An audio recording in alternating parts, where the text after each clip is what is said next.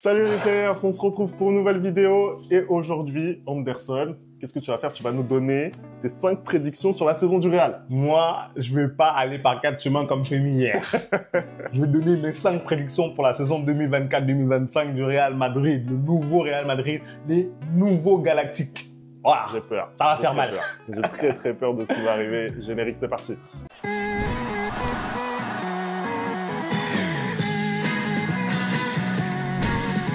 Allez, on commence tout de suite cette vidéo. Je précise donc que je ne connais pas les prédictions qu'Anderson va nous livrer tout de suite. Je vais les découvrir comme vous. Tu vas te découvrir en même temps que tout le monde. Je pense que je vais bondir de ma chaise. Vraiment, si je sors du champ, vraiment, Non, ne soyez pas surpris parce que... Franchement, je ne pense pas que je vais faire des prédictions exceptionnelles. Hein. Donc, on va commencer tout de suite.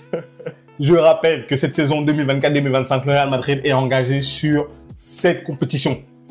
Ils ont l'occasion de faire ce qui n'a jamais été fait dans une saison, hein, remporter un septuplé. Hein. On rappelle quand même que les seules équipes à avoir remporté le sextuplé, c'est le Bayern Munich et le FC Barcelone de Pep Guardiola. Donc le Real a l'occasion de marquer l'histoire. Ma première prédiction, c'est que le Real va gagner uniquement 3 compétitions sur 7. Et ils en ont déjà gagné une. Donc il en reste plus que 2. Et parmi ces 3 compétitions, c'est la Super Coupe d'Europe, la Super Coupe d'Espagne et la coupe intercontinentale. Voilà. Je suis désolé, les supporters madrilènes, hein, vous allez m'insulter, peut-être vous allez dire que voilà, je suis un faux supporter, mais je ne vois pas le Real gagner la Liga cette saison parce que tout simplement, c'est très rare que le Real enchaîne les Ligas. On l'a vu, ça a été les dernières fois où le Real a vraiment enchaîné les Ligas, c'était dans les années 84, 85, 86 et tout. Et là, c'était en 2006, 2007 et 2007, 2008. Mais sinon, le Real enchaîne très rarement la Liga. Quand tu regardes ce qui a été fait dans les autres clubs, le Barça a fait un recrutement, l'Atlético Madrid a fait un de ce recrutement cette année en Espagne, vraiment extraordinaire. Oui, vraiment. Donc, pour moi, ils vont venir embêter beaucoup plus le Real cette saison et surtout que tu as un Real Madrid qui a fait aussi un recrutement avec son attaquant vedette Kylian Mbappé. Mais pour moi, la mécanique va avoir du mal à prendre et je pense qu'ils vont perdre pas mal de points comme on l'a vu là sur la première journée contre Mallorca. Je pense que le Real va lâcher pas mal de points et aura plus de difficultés contre les gros cette saison parce que l'année dernière, en fait, ce qui leur permet aussi de gagner, c'est que contre le top 4, on va dire, ils sont, sauf qu'ils ont une défaite contre l'Atlético Madrid, c'est tout. Mais cette saison, je ne vois pas comment le Real peut aller remporter la Liga. Je vois encore moins le Real aller gagner la Ligue des Champions. Je pense que ça va être très compliqué. Et en ce qui concerne la Coupe du Monde des clubs, vu la nouvelle formule, ça va être aussi difficile, ça sera beaucoup plus compétitif. Donc, je vois le Real gagner 3 trophées sur les 7. Voilà, on rappelle que la Coupe intercontinentale, donc c'est l'ancienne Coupe du Monde des clubs. Exactement. En fait, avec le format où tu te retrouves très rapidement en demi-finale et en finale. Moi, je pense que le Real Madrid, effectivement, ça va être une saison compliquée pour eux. Si on parle de la Ligue des Champions, si on parle de la Liga, à mon avis, ça reste quand même d'être compliqué. Bon, voilà, on va pas non plus vendre la peau de l'ours, mais c'est vrai que tu regardes le match contre Mallorca, c'est les problèmes là du Real Madrid qui apparaissent au grand jour, c'est-à-dire cette difficulté à créer, notamment au milieu de terrain, qui peut être assez compliqué. Et puis pour toutes les raisons que tu as énoncées, moi, historiquement, j'ai vraiment l'impression que le FC Barcelone sait faire en Liga, tu vois. Et surtout que mine de rien, le Barça n'a pas eu énormément de changements. Là, tu as un nouveau coach justement qui sait très bien faire en championnat. Et quand tu regardes au final ce qui a pêché, ce qui a donné du mal au Barça l'année dernière, c'est justement les matchs contre le top 4. Mais sinon, à part ça, toutes ces équipes, c'était balayé. Tu vois, c'est-à-dire que le Barça, vraiment, en championnat, ils savent comment traiter les matchs compliqués, les matchs où justement on dit que tu perds le championnat. Et si, là, contrairement à l'année dernière, ils arrivent à faire des meilleurs matchs contre le Real, contre Girona et contre l'Atlético Madrid, pour moi, ils vont aller être un gros concurrent pour cette Liga et je pense qu'ils seront devant le Real Madrid. Voilà. Donc, sur cette prédiction, je te rejoins, Anderson. Je suis assez d'accord. Deuxième prédiction. Là, je vais faire trembler. Je pense que cette saison, Kylian Mobutu Mbappé va terminer à moins de 20 buts de compétition confondues. Voilà, je l'ai dit. Il abuse de fou. Je pense que Kylian va terminer à moins de 20 buts, toutes compétitions confondues. Il est dans un abus. Est-ce que je peux développer mon propos? Vas-y, on t'écoute. Je pense déjà, tout simplement que là, lors du premier match en Supercoupe contre l'Atalanta, même s'il arrive à marquer, et là, lors du premier match en Liga contre Mallorca, on a vu les prémices des limites de ce joueur. Qu'est-ce que je veux dire par là? On voit une attaque où énormément de joueurs se marchent dessus. La plupart vont à gauche quand le match est compliqué. Vinicius est dans son bon droit d'être à gauche. Mais Kylian Mbappé, Rodrigo n'ont rien à faire sur ce côté-là. Et je pense que, en fait, le jeu du Real n'est pas adapté au jeu de Kylian Mbappé. Aujourd'hui, la saison qui va nous pondre va être énormément frustrante pour lui parce que je pense que c'est pas le genre de joueur comme Karim Benzema, par exemple, quand le match est compliqué et qu'il n'a pas de ballon, il redescend au milieu de terrain pour pouvoir avoir le ballon et construire. Je pense qu'aujourd'hui, ce qu'on lui demande, à savoir être neuf en pointe et de réceptionner peut-être les centres et d'être dans la surface pour reprendre les centres en retrait ou pour terminer les actions, il n'est pas à même de le faire au Real Madrid. Il ne sait pas le faire et surtout que, pour moi, la manière dont joue le Real, petite passe et tout, ça, c'est quelque chose où il est limité techniquement. Donc, pour moi, pour toutes ces raisons-là, je ne vois pas comment, cette saison, il va réussir à faire une bonne saison. Et pour moi, faire une bonne saison, c'est marquer peut-être plus de 20 buts, toutes compétitions confondues. Je ne le vois pas faire ça. Voilà. Alors, Kylian Mbappé, c'est un joueur, je l'ai beaucoup regardé ces dernières années, comme tu l'imagines. Sa qualité première, encore une fois, c'est de marquer des buts. Il sait comment marquer des buts et il a cette qualité de marquer des buts en étant mauvais sur le terrain. Tu vois ce que je veux dire? Moi, je suis d'accord avec tous les arguments que tu as donnés sur son adaptation, notamment au Real Madrid et au jeu du Real, mais tu es obligé quand même de constater que Kylian, il a toujours eu ce rendement statistique qui fait de lui le joueur qu'il est. C'est vrai, mais c'est pour ça que je dis que cette saison, il va flop. 5 ans qu'il est à plus de 40 buts. Mais 5 ans, il était en Ligue 1. Mais la Liga, c'est différent. Tu as bien vu le match contre Mallorca, il y a 10 défenseurs dans la surface. Non, mais ok. Mais voilà, c'est pour te dire qu'il a quand même cette faculté à faire le bon geste au bon moment. Moi, je le vois pas, je suis désolé, je le vois pas diviser par deux son bilan comme ça d'une année sur l'autre. Je le vois pas. Je pense qu'en plus, en Liga, il peut se retrouver autant avec des défenses qui vont fermer comme ça, mais aussi avec des défenses qui sont quand même beaucoup plus perméables que ce qu'on peut connaître en Ligue 1. Donc, en plus, tu regardes, on l'a bien vu d'ailleurs, le match contre l'Atalanta, il y a vraiment cette volonté de faire briller Kylian. Et je suis plutôt content d'ailleurs que l'adaptation d'un point de vue humain se soit bien passée. Donc, pour toutes ces raisons, moi, je pense que juste si on parle statistique, il sera à plus de 20 buts, toutes compétitions confondues. Tu parlais de Karim Benzema. Quand il arrive au Real Madrid, je pense qu'il est pas loin des 20 buts de mémoire. Mais c'est des joueurs différents, encore une fois de plus. C'est des joueurs totalement différents. Et je suis désolé, Karim, quand il arrive, il n'a pas besoin de mettre ces buts-là parce qu'il y a Cristiano Ronaldo devant. Là, il arrive en tant qu'attaquant vedette du Real Madrid. Pour moi, je pense qu'il ne va pas supporter cette pression que lui met la presse espagnole. Là, premier match raté, ils ont commencé directement à s'acharner. Et à juste titre. Et je pense que Kylian, il a tellement été bercé, il a tellement été protégé en France qu'il va pas supporter cette pression-là. Mais bon, bref, passons à ma troisième prédiction. Elle va aussi faire trembler. Je pense que le Real Madrid sort avant les quarts de finale de Ligue des Champions. Je pense que le Real Madrid sort avant les quarts de finale de Ligue des Champions, tout simplement parce que je trouve, en fait, il y a beaucoup de gens qui ont dit ouais, c'est un premier match, on va pas commencer à tirer la sonnette d'alarme. Mais j'ai re-regardé ce match-là et je pense que les problèmes qu'a le Real Madrid aujourd'hui ne vont pas se résoudre du jour au lendemain. Sauf que pour résoudre ce problème-là, pour moi, il faut changer le système. Il faut changer ce système-là. Tu peux pas continuer avec ce 4-3-3-là. D'ailleurs, ça va m'amener à ma prochaine prédiction. Et je ne vois pas le Real réitérer l'exploit d'aller gagner la Ligue des Champions. Et au contraire, même, je les vois encore plus en difficulté cette saison parce que la nouvelle formule peut être très, très, très, très dangereuse pour le Real. Parce que le Real, c'est une équipe, généralement, qui a... Là, les dernières années, ils ont bien fait, mais qui a généralement du mal en poule.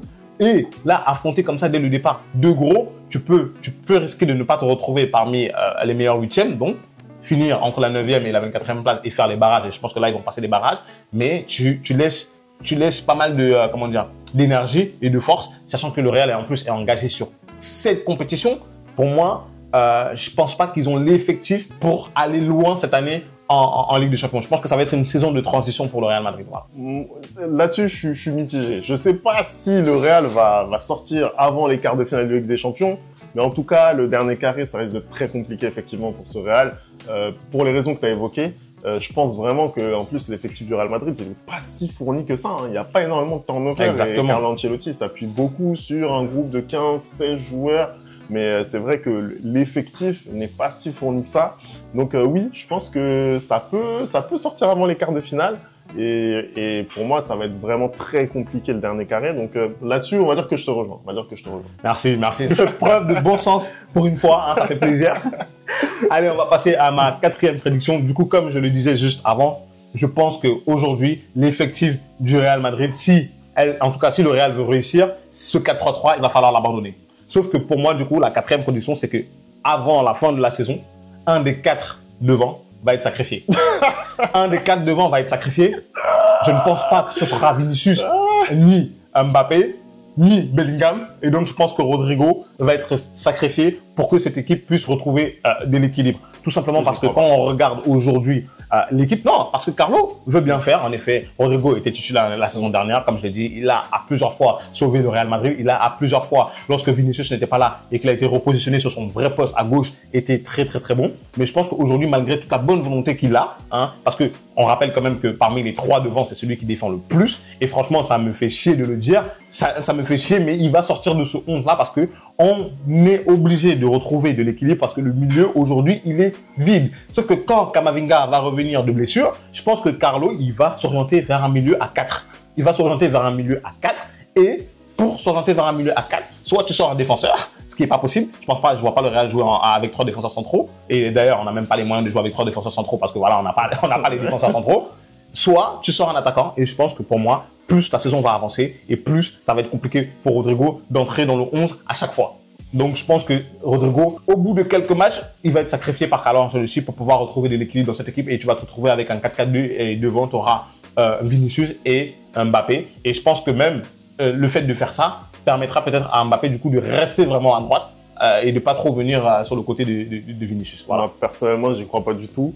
J'y crois pas du tout à cause des performances de Rodrigo. Je suis désolé. En fait, Rodrigo, et c'est sa chance, il a gagné un statut avec tout ce qu'il a fait là ces dernières saisons, qui fait qu'aujourd'hui il est indéboulonnable. En plus, tu viens de le dire, c'est l'homme du sacrifice pour Carlo Ancelotti. C'est celui qui fait les efforts pour les autres. Voilà. Oui, mais sauf que c'est celui aussi qui est plus facilement, que tu peux plus facilement mettre à l'écart de par son statut de star en fait. Bien sûr, mais pour le coup, je pense que Kylian, même chose avec tout ce qui s'est passé là ces derniers mois, etc.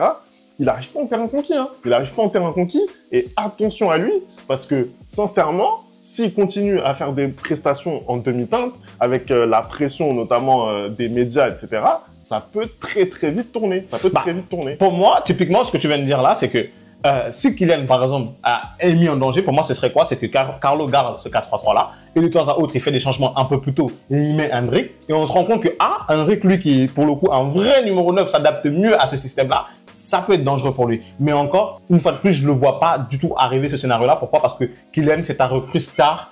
C'est un recrue qui te fait vendre des maillots, c'est un recrue qui te fait vendre les droits TV. Donc, je pense que quoi qu'il arrive, on connaît le Real Madrid, comment ça se passe. Ils vont essayer de forcer pour l'inclure dans ce 11-là. Et c'est pour ça que pour moi, celui qui va être sacrifié, c'est celui qui pèse le moins médiatiquement parlant. Et c'est Rodrigo.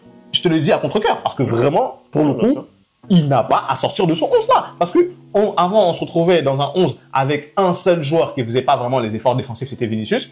Là, on se retrouve avec 2 joueurs qui ne font pas les efforts défensifs et c'est très compliqué. C'est-à-dire que Kylian et Vinicius qui ne font pas des efforts défensifs, ça ne peut pas le faire. Ça peut pas le faire et je pense que Ancelotti, il va très vite le voir et il va devoir choisir, il va devoir faire des choix et pour moi, Rodrigo va dégager. Voilà. Et en plus, quand tu dis que Vinicius ne fait pas les efforts défensifs, moi j'ai regardé Real City aller-retour, j'ai pas vu Vinicius. Oui, mais là c'était la configuration était différente. La configuration était différente. Mais en tout cas, je pense que Carlo Ancelotti, c'est quelqu'un de pragmatique. Il sait prendre les décisions. Il n'aura aucun scrupule, selon moi, à mettre Kylian sur le banc avec tout ce qu'on a dit, tout ce qui s'est passé et les prestations vraiment en berne de Kylian. Il n'aura pas d'autre choix que de le mettre sur le banc. On va voir. En tout cas, n'hésitez pas à nous dire vous ce que vous pensez. Est-ce que vous pensez que ce 4-3-3 va perdurer? Moi, je pense que pas du tout. Je pense qu'on va revenir à un 4-4-2 et que Rodrigo va être sacrifié. N'hésitez pas aussi à nous dire si vous trouvez que c'est normal que ce soit Rodrigo qui soit sacrifié. On verra bien. Moi, on passe à ma cinquième. Pas d'accord. On passe à ma 5e prédiction. Ma 5e prédiction, je pense que c'est la plus compliquée, c'est la plus difficile parce que Carlo a tendance à ne pas faire de changement. Je pense que Arda Güler va faire une saison incroyable avec le Real Madrid. Je pense que vraiment c'est aujourd'hui l'homme qui est capable, peut-être avec Brahim aussi, de solutionner le souci qu'on a au milieu de terrain, à savoir le manque de créativité et le fait de pouvoir temporiser quand on regarde l'Euro qu'a eu Arda avec la Turquie notamment, et quand on regarde aussi ses sorties de banc avec le Real la saison dernière. Pour moi, il a une véritable carte à jouer cette saison, c'est-à-dire que le milieu du terrain du Real ne va pas, le milieu du terrain ne va pas, et que ce soit en 4-3-3 ou en 4-4-2, pour moi, Arda, il peut avoir les moyens de faire une saison incroyable. Ce qui m'inquiète un peu, c'est que Carlo n'a pas l'habitude de faire énormément de changements. Hein, mais là, je me dis qu'avec les 7 compétitions qu'ils ont à jouer, il va forcément le tester quelque part. Et en le testant, il va se rendre compte qu'il ne peut pas vraiment l'enlever du 11 parce que je trouve que l'équilibre justement qui manque au Real aujourd'hui, c'est à la fois bien défendre, mais à la fois avoir le joueur qui te fait cette dernière passe lumineuse, qui te fait cette ouverture extraordinaire, qui te fait ce centre incroyable. Et Arda les a totalement. Et en plus, pour lui, il a aussi le fait de pouvoir frapper de loin. Hein, on l'a vu pendant l'Euro avec ce but extraordinaire. Ça rajoute encore des armes à ta panoplie offensive. Donc, Arda, s'il joue bien les cartes, il peut se retrouver dans le 11 titulaire avant la fin de la saison. Voilà. Alors là-dessus, mais je te suis à 100%. Moi, ce qui m'a frappé avec Arda, au-delà de tout ce que tu as dit, on a vu l'Euro, on a vu également ses sorties de banc. Mais moi, ce qui me frappe chez ce joueur, c'est sa maturité.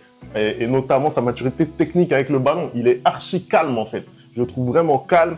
En fait, il joue comme un gars qui a 30 ans. Vraiment, c'est incroyable. C'est ça qui nous manque, en fait. Un mec qui va temporiser. Un gars qui a 30 ans. C'est exceptionnel ce qu'il fait.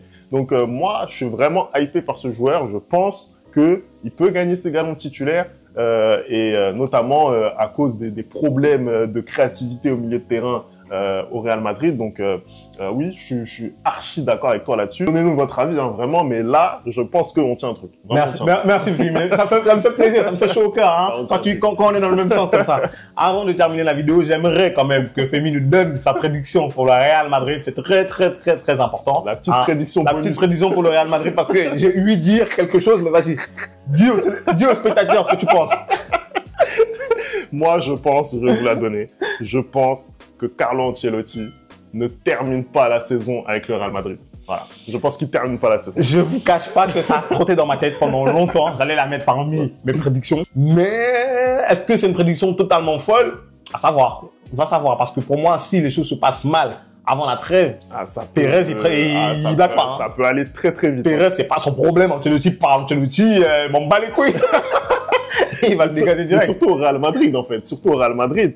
Là, avec le feuilleton Mbappé, imagine que ça se passe pas très bien. Imagine que Mbappé, voilà, il soit pas content d'aller sur le banc si jamais il le met. Exact. Que les résultats ne suivent pas. Là, en plus, il arrive dans un contexte, Kylian, où le Real vient de gagner la Ligue des Champions. Donc, ça va forcément être déceptif. Donc là, ça va juste, il faut juste voir à quel point ça va être déceptif. Et il faudra changer quelque chose. Et voilà, qui dit changer quelque chose, c'est quoi? C'est changer d'entraîneur. Donc c'est une prédiction qui est pas totalement folle. Moi, honnêtement, je pense que ça peut être compliqué pour Carlo, malheureusement, même si je le souhaite pas, mais je pense que dans ce club d'ingrats, malheureusement, ça peut arriver. C'est pas un club d'ingrats. Même quand tu as gagné 5 Ligues des Champions, tu peux te faire dégager. C'est pas un club d'ingrats, c'est un club d'exigence. Je suis désolé, le Real Madrid, tu as l'exigence de gagner. Quand on se plaint d'un match nul et que les gens nous disent, ouais, vous êtes ingrat, bah, je suis désolé, hein, on a un club où l'exigence prime. Hein, c'est ça qui fait que quand tu regardes le cabinet des trophées, il y a 15 Ligues des Champions, mon gars. Hein, c'est ça qui fait ça. Voilà. Bah, quand tu vas te retrouver avec Solari en entraîneur, bah là, tu seras exigeant, ok?